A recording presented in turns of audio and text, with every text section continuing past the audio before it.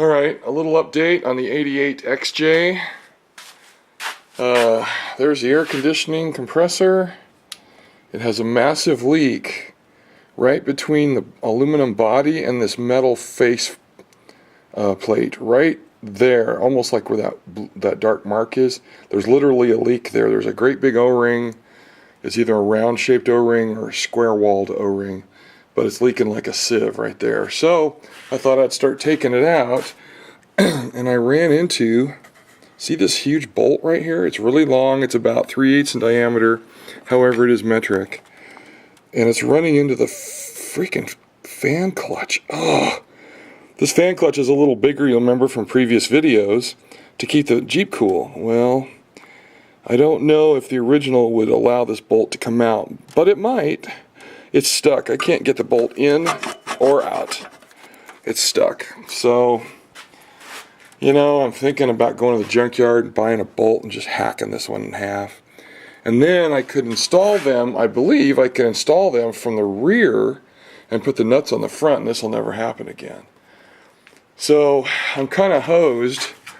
Man, I've worked my ass off on this bolt. Even if I could get it back in, I can't get it to let the compressor go. Everything else is unbolted, so I don't know. This is a huge pain in the butt. Yeah, I'm going to have to try and get the... If I can get the bolt back in, I'll have to take, loosen up the fan clutch or something. Oh my God. Anyway... Today's July 5th, and it's pretty hot. We're going to have 103, 104 every day for a few days, and you know, this just... I'm not used to my air conditioning breaking down in the summer. I usually have this handled, but this Jeep is fairly new to me, so... Alright, so the deal is, got to get that bolt out or out of the way, either way. Alright, so that one needs the new seal put in, and then everything leak tested, and then recharged with R12. This system put out 38-degree air. It worked really well. And of course the overheating issues at highway speed or putting around town are gone. They're just gone. That Jeep, the 86 XJ, has it's an R12 Jeep originally, and it has R134 in it somebody put in. So I topped up the charge a little bit, and it puts out 50-degree air out the vent compared to 38 degrees. And let me tell you, that makes a huge difference. But at least it functions. And then the Dodge, way out there in the background, you see the Dodge way over here, way out there? Yeah, this compressor seized up. There's two compressors sitting right there. Here's one, here's the other. I think the one on the right is an exact fit.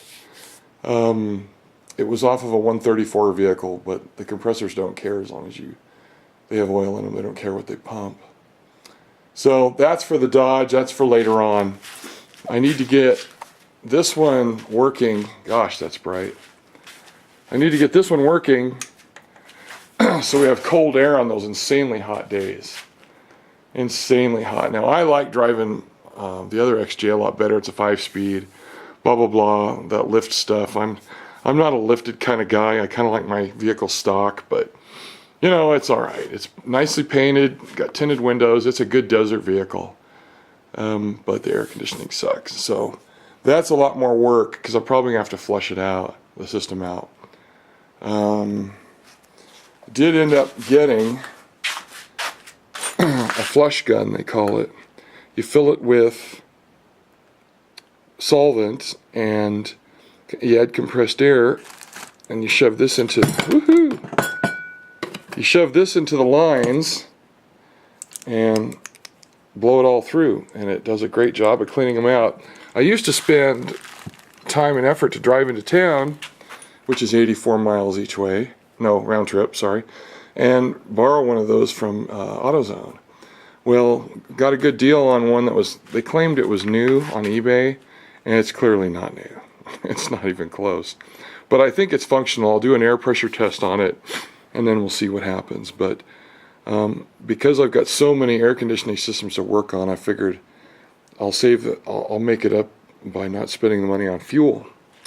Anyway, that just came in recently, and it didn't hardly cost a thing. So anyway, the other thing I did on this vehicle, sorry, I'm a little scattered. It's 5 o'clock in the morning.